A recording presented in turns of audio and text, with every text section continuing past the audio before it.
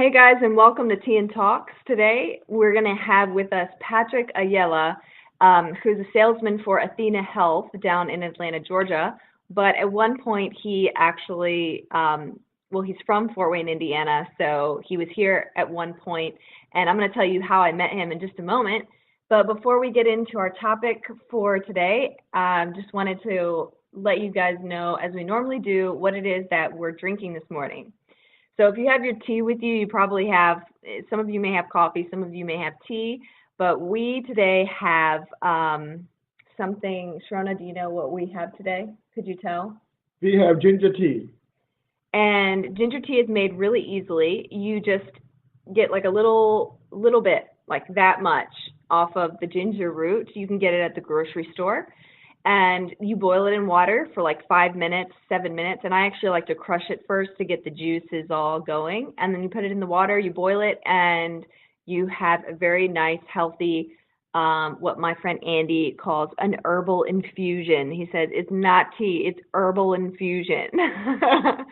So this is our herbal infusion for today. And Shirona, what are the health benefits of ginger? Digestion. It improves digestion. So if you're having any issue after you eat, this may be a great thing to have. So without further ado, we're going to hand over the camera soon to Patrick, and we're going to see what he's drinking this morning. And then we'll talk about how we met Patrick. But first, I just wanted to say welcome to Patrick, and we're going to get you on right now, and we're going to talk about the topic. Thank you guys for having me. I appreciate it. This is awesome. As you know, I follow you a lot on Facebook and watch a lot of your videos, so it's an honor. Yeah, no, I know we met at the event, several years ago. Yeah, the YWCA. Yes, which is an awesome event because coming from kind of a person who was at the shelter, that was part of the Center for Nonviolence. I can truly appreciate what they do. So it was kind of cool being a part of the event with you as well there. So today, the important thing is my espresso, right? So Nice. I know it's I don't know if it's against our tea rule. Right? It's not actually tea, but it wakes me up. So it's okay. You can break the tea rule with something that wakes you up. That's good. I have some water to balance myself out as well too. So. I am so glad that we have you today. Like I said before, we met you at the YWCA Circle of Women luncheon, and I think you were talking. They had you as a presenter, talking about issues related to nonviolence. Correct? Correct. And I think I was just more there to talk about my experience and yeah, I think it's a really good thing for our community to have services like that, because there's a lot of kids and families in need that in those moments it's critical, right? Yeah. And also just from speaking from a perspective of the young man that was in that situation, your life can go a lot of different directions, right? By different influences and different things you see as a young man, and with the influence of some really good people that were part of the organization, I think a lot of the success I've had is because of that support, right? Oh, wow. Which is good. Yeah. That's great. Yeah. I remember that event partially because I came there to sing and perform, and I forgot the entire stand to my keyboard. So I was like, oh crap, what am I gonna do? And someone that had worked at the put in your lap and like almost. I think one of the staff members suggested that we put like 2 tables together, and somehow it worked out, but I was pretty scared there for a moment. Today what we're going to be talking about is balance and just like avoiding extremes in life. And it's so funny because, I mean, I told you this before, Patrick, but every single time I'm doing a tea and talks or a gathering or hosting an event on a certain topic, it's like I get experiences with that topic the week before, 2 weeks before, 3 weeks before, and this week it happened again. Sure enough, one of my friends um, came to our house and was talking with us, and he said that one of his ex-girlfriends, was she she sort of like really, really clung to this idea that, she was always going to be supported by, God in life.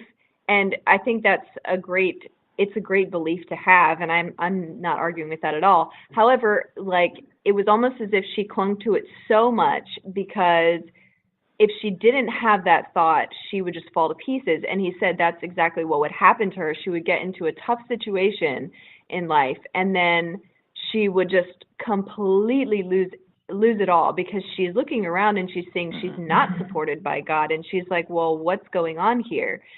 And so he thought that she could benefit from having just much more of attaching less to, I guess, those beliefs, and just having much more of a balance and kind of like how she looks at things, and not clinging to that, but realizing the power she has in her hand, I guess, to make her situation different. And so, Right.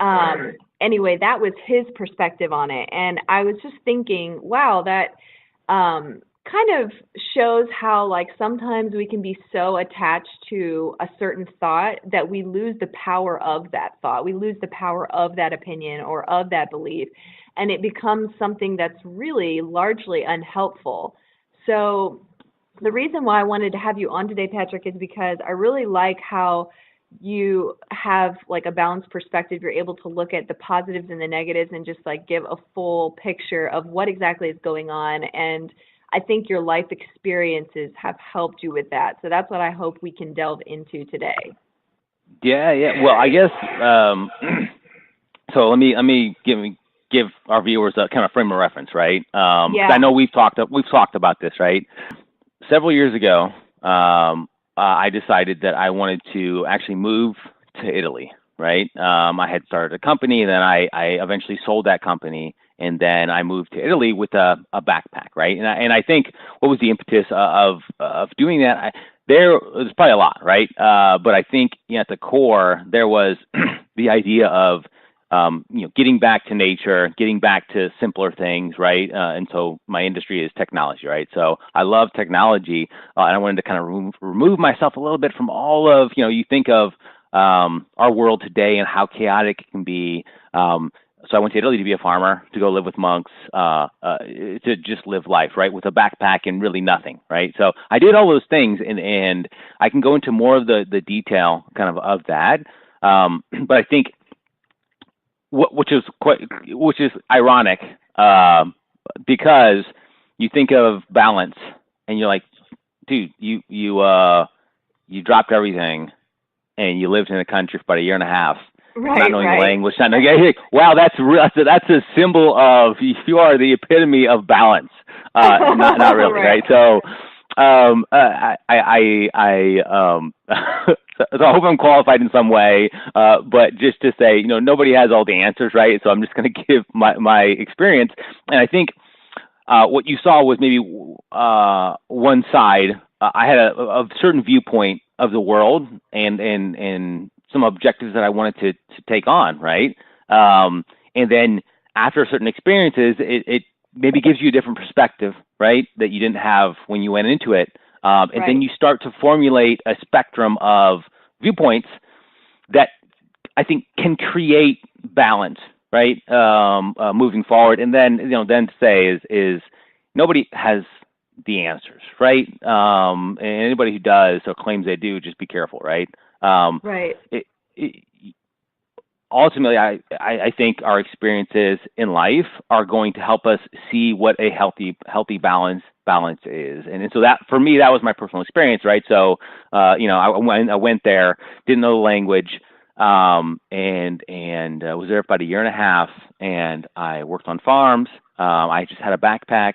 I had some very interesting stories that could go on. If we go into quite some detail, like so I I actually went to Tunisia for a while, right after they're actually right during their civil war, which was at the beginning of the Arab Spring, right? So that Wow, was you're brave. yeah, I know, right? Well, I was actually going there because it was like they're like, yeah, I'm having a party over there, and I was like, oh yeah, it's cool. That sounds like a fun time. So I get on the boat, and I couldn't find the people that invited me to the party. I'm like, whatever. And then I get there, and it's like dudes with like Uzis and barbed wire fences and their tanks. I'm like, okay, can I get the next ticket to? And the lady's like, sorry, that you need to. Your ticket is expired. It was something I had done wrong online. Anyway, so I was there for about 2.5 weeks with a homeless dude. Just hanging out there. So yeah. So I mean, there's a million experiences, right? So I was in Italy. I got sucked into a cult while I was there too. So I mean, there's we could go on forever, but to set the stage, right? To set the stage is that how I've been successful, whether it's in sports or in my career or whatever it was, right? I feel like I had a plan. What happens when, for me personally, it was like, what happens when you have no plan and you have to rely on your adaptability, your ingenuity, your everything, and you have no not crutches, but in the sense like a crutch is something that truly gives you an advantage, whatever it is, right? So knowing a language in a country is an advantage when compared to not knowing a language in a country, right? So things like that, right? So that's what's giving me some perspective to say, listen, the viewpoint before, the experience, and then maybe the viewpoint after has given me a little more perspective on, hey, listen, maybe there's two sides to every argument, right? Yeah. And I actually want to delve into that a little bit with you, like what your beliefs were before you went to Italy and then how they changed once they were there. But hold on to that for a second, because first I kind of want to get like your thoughts on, we're talking about balance today. What does that mean to you, balance, to have balance in life or to arrive at a balance? Now that's a tricky question, right? Because it could be interpreted many ways, right? I would probably say is that to have balance is to say, when looking at something, when you have a certain perspective on life, right? Mm-hmm. Try to pause for a second and say, okay, let me remove my ego from this perspective, right? Because a lot of times people have tied their ego to a certain position, right? Mm-hmm. Whatever it may be, right?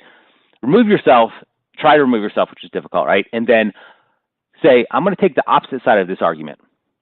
What are the things I would bring up, or what is the perspective that could possibly explain the other side, the complete opposite of this perspective that I currently have, right? To have a very honest look at it, right? So whatever it may be. So in the example of when I went to Italy and you go in with a certain perspective on life and maybe the negative influences of technology, or how beautiful, there's a lot of different things, right? That I went in with, right? Is that after this experience, I think I could very, very strongly make a case for the other side. Now, I'm not saying everybody has to go and live with homeless dudes in Tunisia, right? But I think the mental exercise of trying to put yourself in a situation, or if you're in a discussion, to truly see the viewpoint of somebody else or of a different position. Honestly, trying to see it, not just like waiting for your turn or looking for flaws in that perspective, right? So you see a lot of different sort of extremes in society now, especially with the political climate and everything that's going on racially in our country. So you have things like, Black Lives Matter, and then versus All Lives Matter, and then you have liberal versus conservative, you have religious versus atheist, you have knowledge is power versus ignorance, you have reliance on science versus reliance on God. There's so many sort of like sides that you could switch to, but I'm curious, like why is it even important to kind of like sort of arrive on a middle path where you're observing both of them but not necessarily clinging to both? Like what is the importance that, like why have balance? What does it do for us? Patrick, can I add something before you Yeah. start that? I believe Yeah. like a lot of the problems that we have is because people are insanely insecure. So when you're insanely insecure, why are you insecure? Because you are trying to meet an expectation of somebody, right? You're like, would this action, how would I be received? So I think when you take extreme actions either way, it's just like trying to meet that. I don't believe it's so much the ego, because your ego is driven by, would I succeed? Would I look like a failure, right? Would I, because like, growing up in an island, like I realized like, I don't have to meet anybody's expectation. I just get up and do it. Most people, they get up and if it's raining, they would not do anything. If it's too hot, they won't do anything. It's just like, they'll figure it out, but like task at a time. So I think especially in the United States, like the bar is set up so high because you had to be productive, right? So people are already defeated and they are so insecure and weak, and they say like, I believe in God, but I'm like, why are you so scared if you believe in God, right? Do you understand what I'm trying to get at, right? So Yeah, and I'm trying to wrap my head around so let me ask kind of on this perspective, how is what you just said connecting to maybe some of these conflicts that we're maybe seeing today? Because here's what happens. Because you are so insecure, you don't even have your own beliefs. So you find a group of people like Black Lives Matter, the Blue Lives Matter, Pink Lives Matters, and then now that group's belief is your belief, right? And even if you die, you're not going to separate from that, because if you had individuality, what you would know is like, I could be wrong. The other person can be right. Right? Yeah, and I think to add to that, I think it's a survival mechanism inside human beings to cluster together in groups for survival, right? And so, one of those survival mechanisms I think that's built into human beings is the groupthink. If there's a groupthink gene, right? It's basically to help the tribe be more effective. People's brains start to accept what the group thinks or what they think the group thinks. And what are we sacrificing when we do that? Now we make it full circle. Right? So, so let's do this. This is an awesome mental exercise, right? So, what if we were to take one position and then take the other, right? So what I would do, right, is like, let's say somebody says individuality is extremely important, right? Look at all of these advantages that you have when you don't have groupthink, right? Creativity, right? You wouldn't have. So somebody say, in this example, you wouldn't have companies like Apple that are that have pushed the boundaries on what we can do, right? Or name any type of company that's really, or any individual or any culture that's really pushing the edges, right? But then let's also look at what are some of the negatives when we have that, right? And although we may really love individuality and the capacity and what that really means, right? Let's also look at the opposite side of, let's just, logically, what are the downsides of having that, right? Here's my thinking. Okay, is your individuality based on acceptance, or is your individuality based on your happiness and peace? Because I think that makes a big difference. Say that one more time. Is it based on happiness? Individuality is based upon happiness and peace, or based upon acceptance? What was the other one? Acceptance. Like you as an individual wants to be accepted, but you still then belong to a group, because like I can give you like one incident. Microsoft and Bill Gates, Microsoft and Bill Gates was getting persecuted in Washington, D.C., right? And a newspaper reporter asked Bill Gates, now the whole world, the whole technology industry is against you, and it's quite ironic, even the person that you gave money to, the person who started real media, even is testifying against you. This is like the brainchild that you grew, and even he is against you. The whole technology industry is against you. What do you have to say about it, right? So I think the real media guy's name was Glazer, and Bill Gates, without even blinking, said like, I want Mr. Glazer to enjoy a nice restaurant and have a good time in Washington, D.C.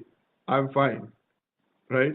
He said like, even if Microsoft goes down, it's okay. We have come this far. We'll start something new, right? So he was not even like, and the whole technology industry talked for 2 days. Why Bill Gates is, they were analyzing it and saying like, he doesn't probably care anymore. He has way too much money, right? Or like he's trying to be sarcastic.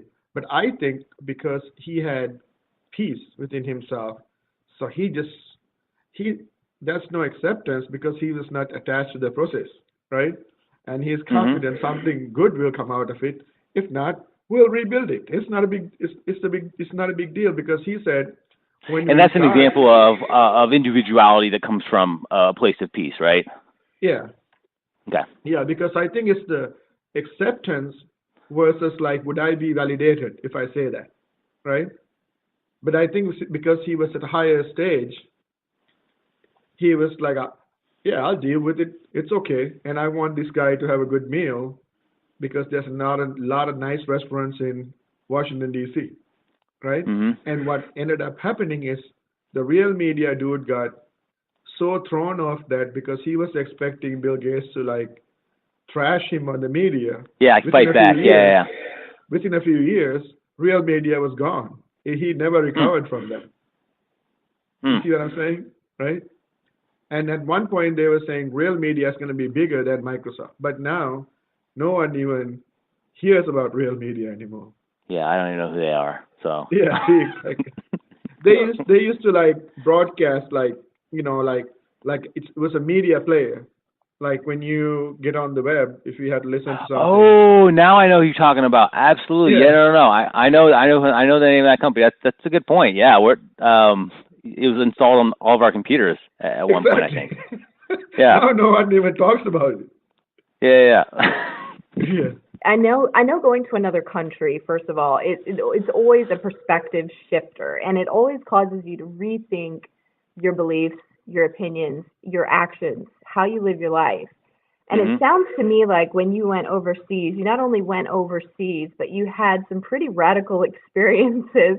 I never knew that you went and lived as a monk, which is pretty incredible.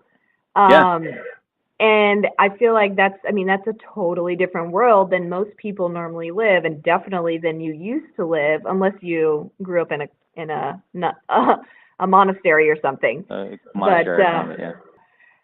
And so I guess what I'm wondering is what beliefs did you have pre-Italy that shifted while you were in Italy? Like how did your beliefs and your lifestyle change from Italy?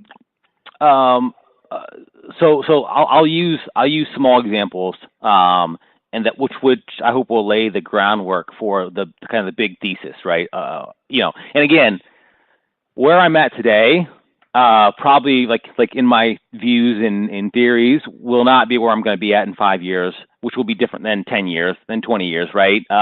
Right. So this is an evolving process, as it is for all of us, right? So I like that. Right.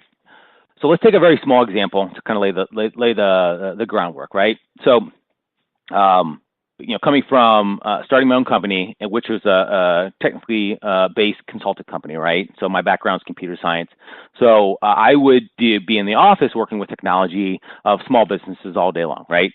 And so what starts to get in your head, right? And I think a lot of your viewers can probably relate to this, right? Is this idea of, how human beings, we're animals that are they're really meant for nature, right? And so here we are in this synthesized digital world in like this little glass cage, right? And on computers all day long, right? Which is not, you think that that's not what we're meant for, right? So the idea really started to sound amazing to me to go be a farmer, right? And so when I was actually there, and you're actually farming, right?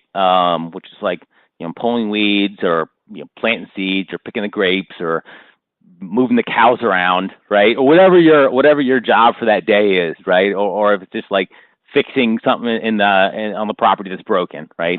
At the end of the day, when you're completely exhausted, you're like, okay, well, in the beginning you can deal with that because you're like, wow, look at the view, right? Look at this life. I'm out in the open.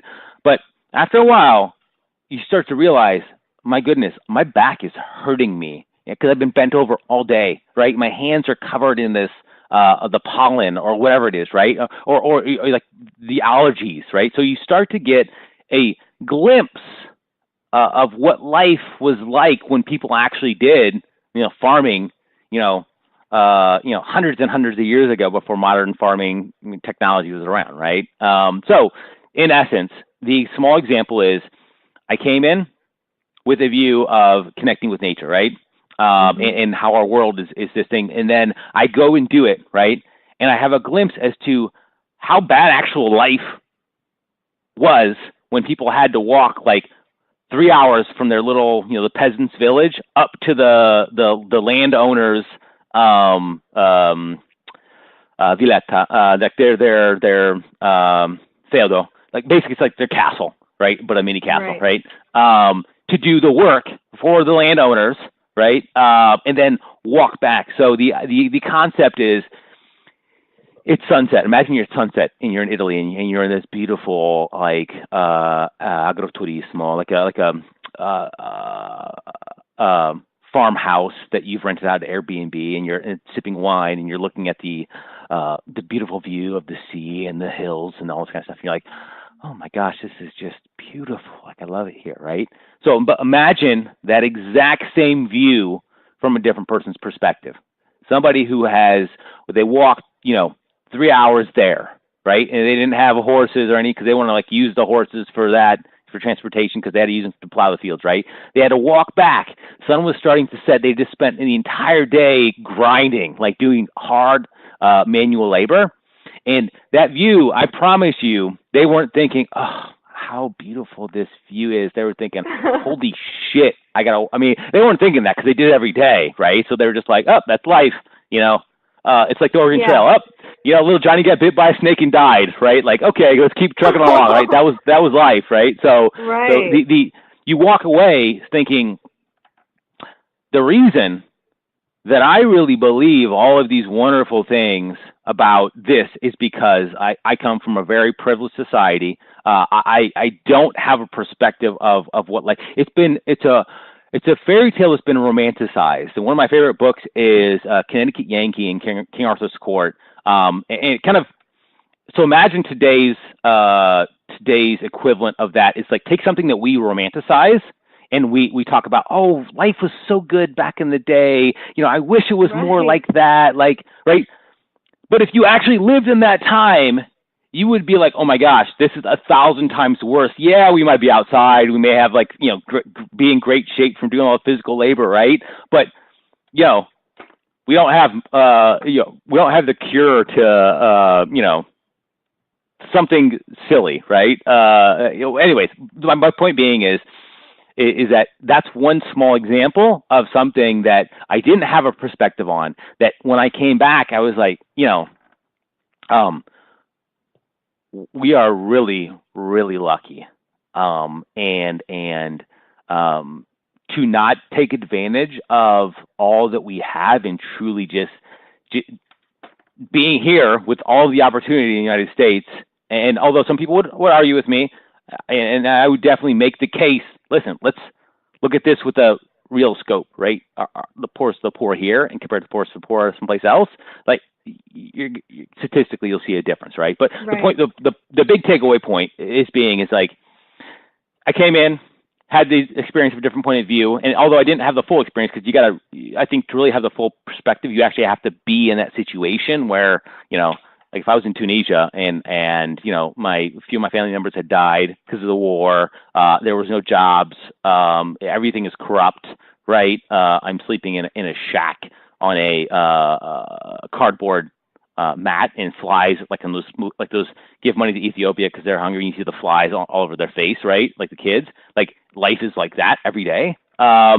You come back and you're like, holy crap, man! I have a life, like a once in a lifetime opportunity here. I cannot waste it because I won the lottery of where I was born. Yeah, and so I absolutely love that example. I was thinking in my head, if I was that worker who traveled 3 hours to get to this lookout over everything, I think I wouldn't even notice the beauty at all, because I would just be like, there's so much going on in my life. I have to walk 3 hours. Okay. And I'm thinking like, okay, now I have to walk 3 hours back. So it's like, you don't have that space to just like let go and breathe. But that's such a good example of, to me, how like two different people can have two different perspectives, and how you can have a different perspective because you haven't experienced it fully yet. And I was thinking of Shirona here, who grew up in Sri Lanka, and he would tell me stories sometimes of how he would take sometimes 3 showers a day, which is kind of normal for those people because they would get so hot and sweaty from being outside. There's no air conditioning. There's none of these like wonderful features that we have here, air conditioning in cars or in houses or whatever. So now if I say, hey, Shirona, you want to go on a hike? He's like, no. He's like, I'll ride with you in a car, in an air-conditioned car, and I'll drop you off at the hike, but I'm staying in my air-conditioned car. You can do the T-shirt and then just soak it, and then so you'll stay cool that way as well too. So, or sleep that way at night, so you can actually get a good night's sleep. Yeah, my theory is like we worked for thousands of years to get out of the jungle and come, and we are now blessed with this air conditioning and clean showers and clean clothes. Why would I want to demote myself? So let me take a quick step back. Is that I think there's a good probability that because of think of just the United States, right? The life that many people have, right? They've never had to experience what you've experienced, right? Mm-hmm. And so this romanticization of living in the woods or something like that, right? Without actually ever having to experience like how actually difficult it is, right? Which your dude on the last episode was awesome, by the way. Mikhail James. Right. Yeah, Mikhail. So he said it perfectly. He was like, just laying on the couch with like the fan going felt so amazing. That's perspective. That's perspective that's not romanticized. That's true. Now, he would be a perfect person to talk about the benefits of it, right? Of being, out of society in the woods, whatever the case is, and he'd be a person to say, yeah, but also the couch and the air conditioning was phenomenal, right? So that's exactly why I asked you to speak, because we sometimes. I honestly feel like those who have the best perspective in life are those who have swung to opposite sides of experience and thought. And, if you think about it, if you think and see the same things all your life, there's not too much perspective you really can have on it. But if you've experienced its opposite, you have something to say. Sometimes I want to go back to what you were saying, the different perspective. Like, like especially people who come to Sri Lanka, the tourists, they say we are going to the paradise. Everything is going to be so nice and relaxed. And so they get off the plane, they get in an air conditioning car, and the tourist industry makes sure that they're not traveling at the traffic time. So they'll get them to a remote area, and they have all these luxuries. They're looking at it. They're like, oh my God, I'm in the paradise, right? Whereas I get up in the morning, I had to catch the bus, or even if I get to a car, the car is parked like 7 miles away from where you have to be. There's no place to park.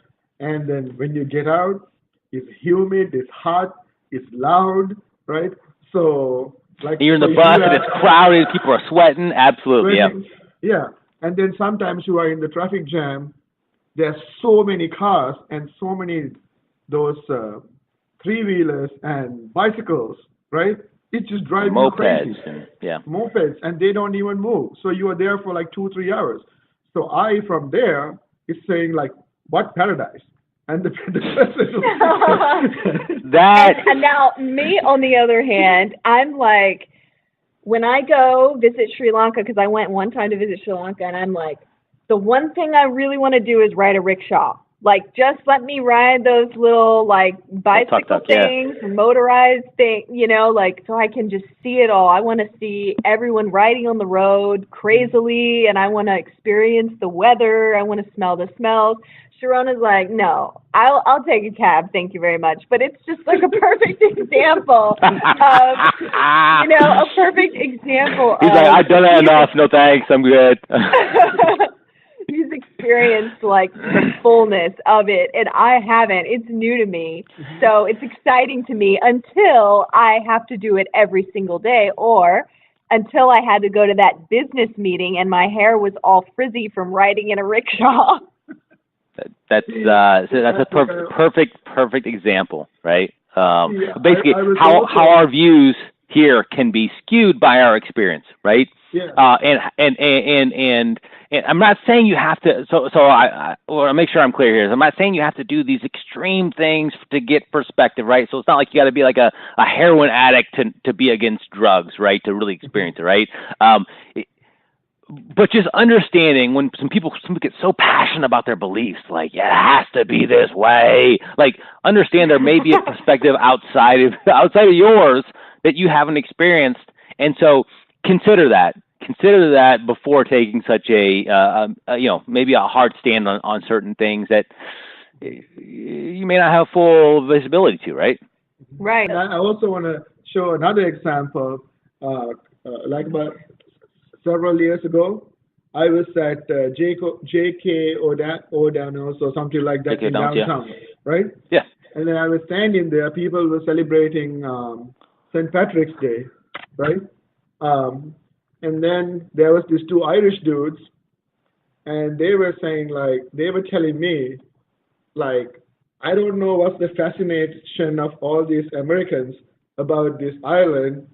It's a shithole. That's why we came here. And they were telling me, this is exactly what they told me, so I didn't even want to censor it, right? These two guys were telling me, man, it's such a shithole. Everybody in Ireland wish that they are in the United States, but everybody here wants to go there to Ireland thinking that it's such a great place, right? Well, it's a great opportunity to drink green beer. That's it. You lived with the monks for a while in Italy, right? In Corleone.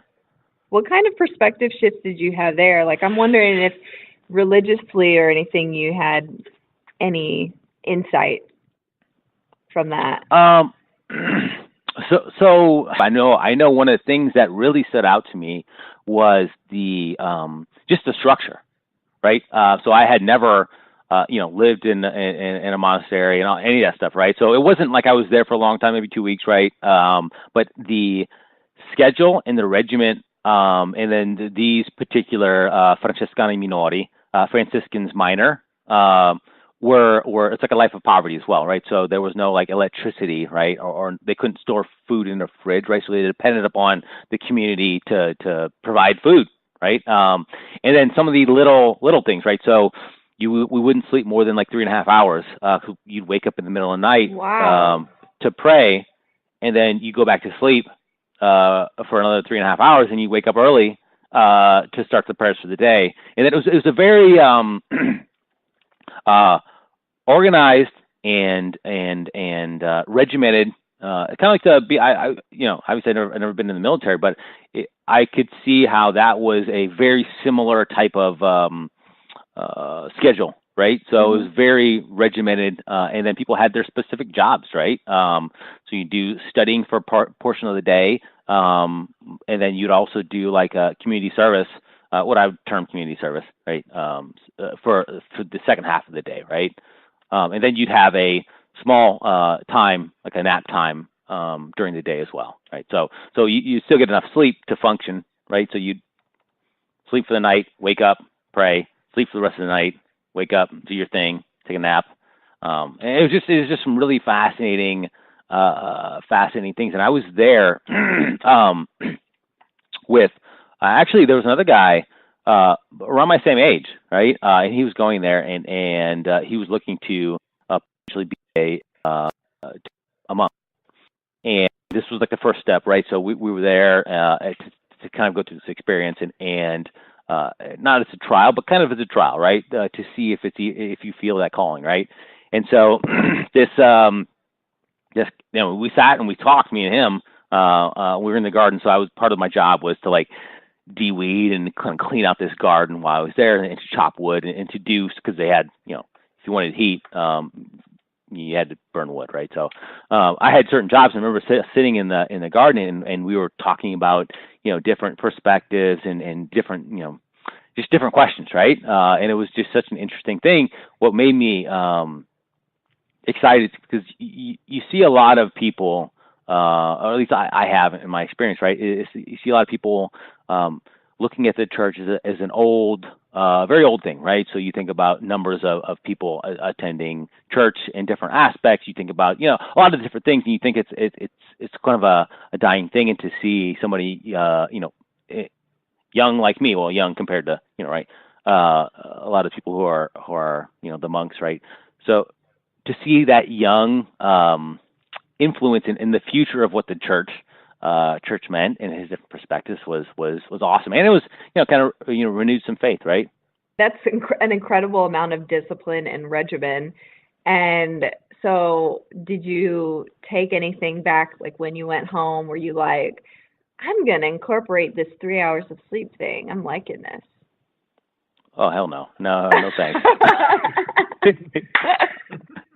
I will say, my wife would probably disagree with me, because so I take my career, my work very, very seriously, and so I sometimes you get anxiety, right, or you're constantly thinking about things, right, from a work perspective, and she might say, oh no, 3 hours of sleep is about right for you, and then she's like, and you force me to have 3 hours of sleep, because I can't sleep when you're like shaking your leg in bed. So.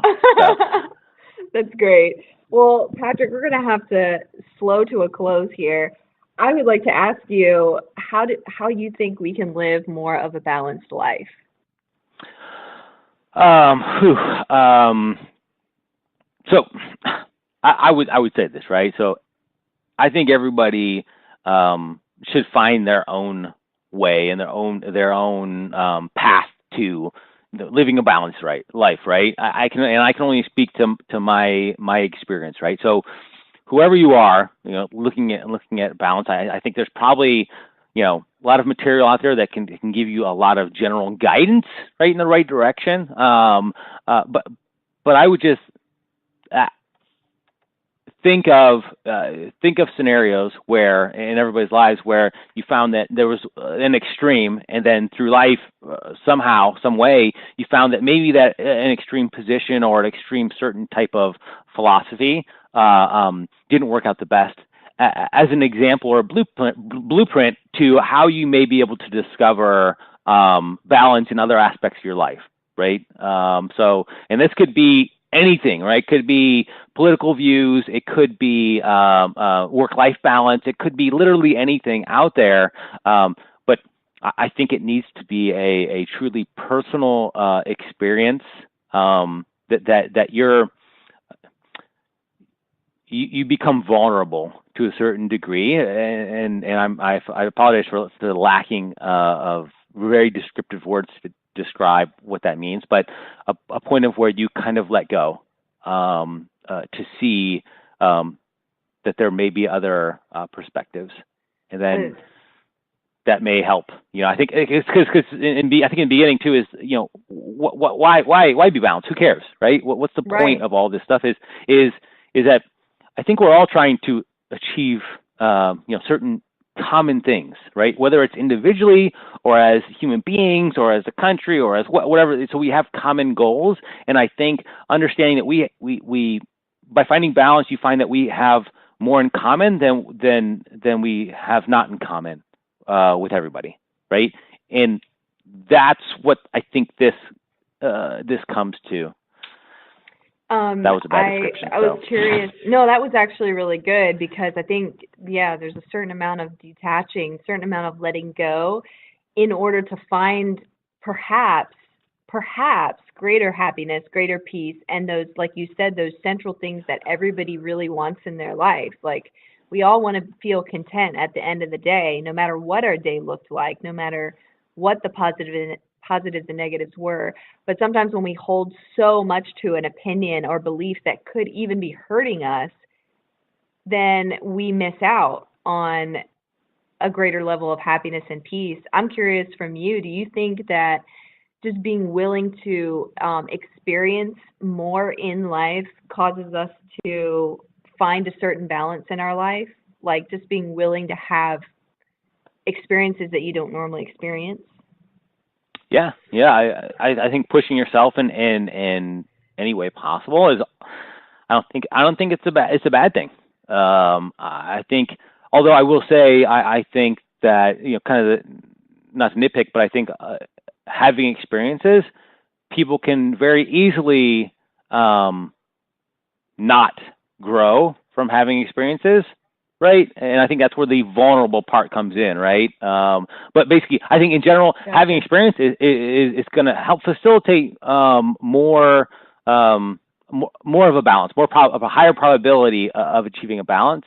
Now, what you do with those experiences and how you interpret those experiences varies greatly among people, and I think that is an integral part to achieving balance is how you interpret those experiences as well. That's very well said. Just to kind of connect this to our talk here, right? When we were talking about this, we were setting this up. You said something to me that rang very true, right? And so again, I like to have a kind of a schedule and an idea and a plan, right? And your philosophy, I think, is to go more with the flow, right? No, it's not actually. No, but here's my point. I to pull back is that when I went to Italy, I think through life experiences, right, I wanted to have this, I've always relied on this regimented plan. And I found that in life, there are some big advantages to going with the flow. And obviously big advantages of having a plan as well. So it's very fitting that we would go with the flow on a call like this. So that's actually funny because that's exactly what I've realized, which is why you felt that from me when we were setting this up, because Shirona is very much a go with the flow person. Like he won't even test anything before we do it. I am like, no, we're going to test this to death, make sure it works perfect, and then we're going to go on.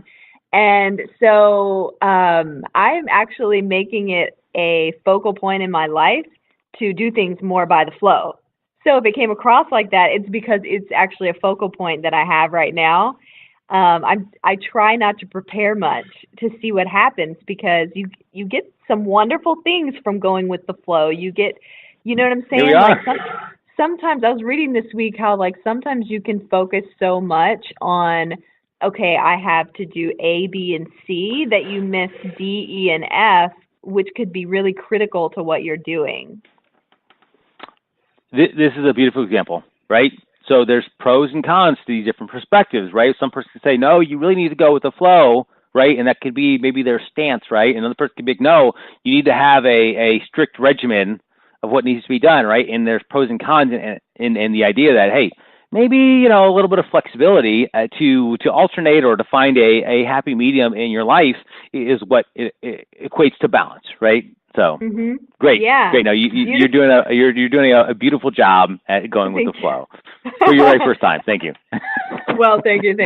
There was one thing that you told me on the phone before that you learned from your life or your years when you were fighting in the LFC and moving up in mixed martial arts. You said something about like learning. I guess you saw some people who would say like, well, I can do this, or I'll beat you in this, or I'll do this, and then you were like, yeah, prove it. Can you Yeah. explain a little bit more about that, just like briefly before we close? Yeah, sure. So I'll give people listening, right? So here's some context, right? So what you're talking about is when I used to do mixed martial arts, right? And this is before I went to Italy. And interesting story about how I actually got involved in all that. When I was in school, in college, I used to work security at these like sketchy underground clubs, and the security people who actually ran it were these UFC fighters, right? And it was like a little thing I would do on the weekends with my roommate because we played football, and we knew these guys, and we'd go help out do the security at these events, right? And after I got out of college, it was, you go from playing college sports to being in an office all day long, right? There's a huge you got to have an outlet somehow for your aggression or whatever it is, right? Or Right. just to work out, right? So I connected with these guys to go start training just as a workout, and then my passion for MMA grew. It's an amazing sport. I love it.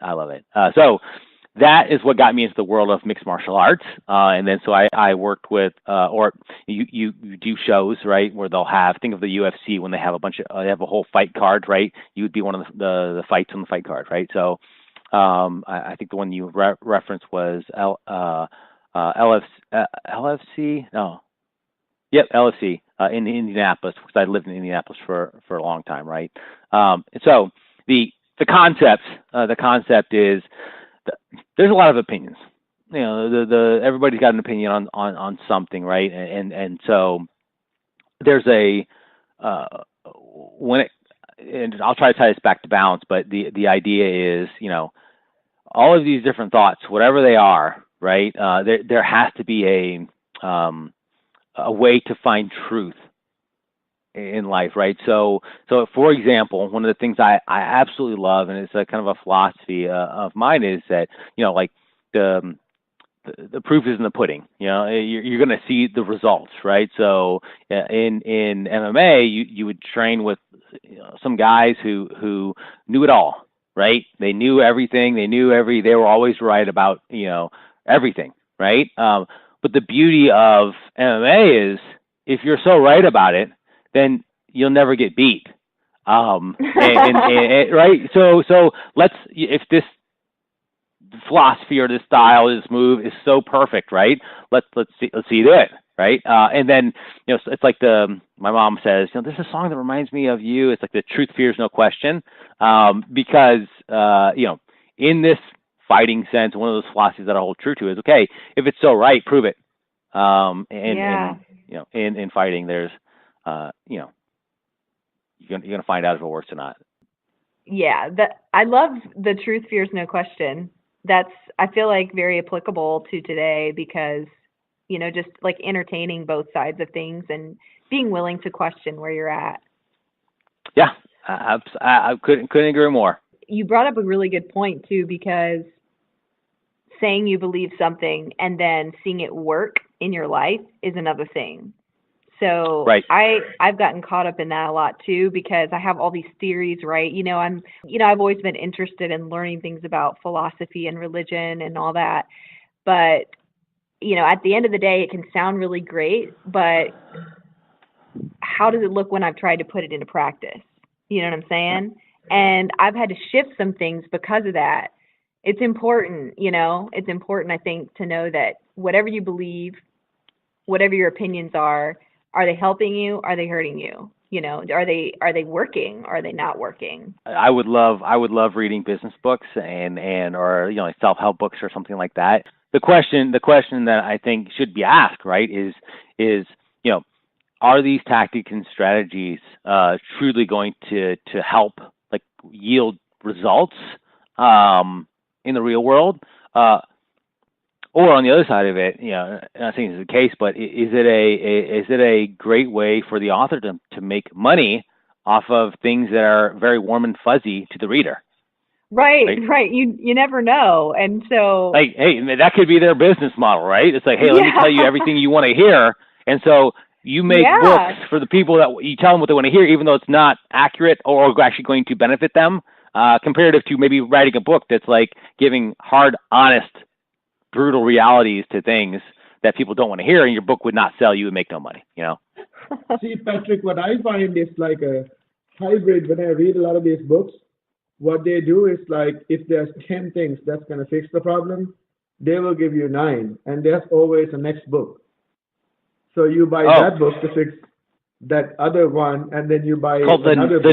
The 10th thing will be the next. Yeah, 10th thing. The problem never gets fixed. Yeah. It's always ongoing. Because they say like these 4 things will fix, these 4 secrets will fix your life forever.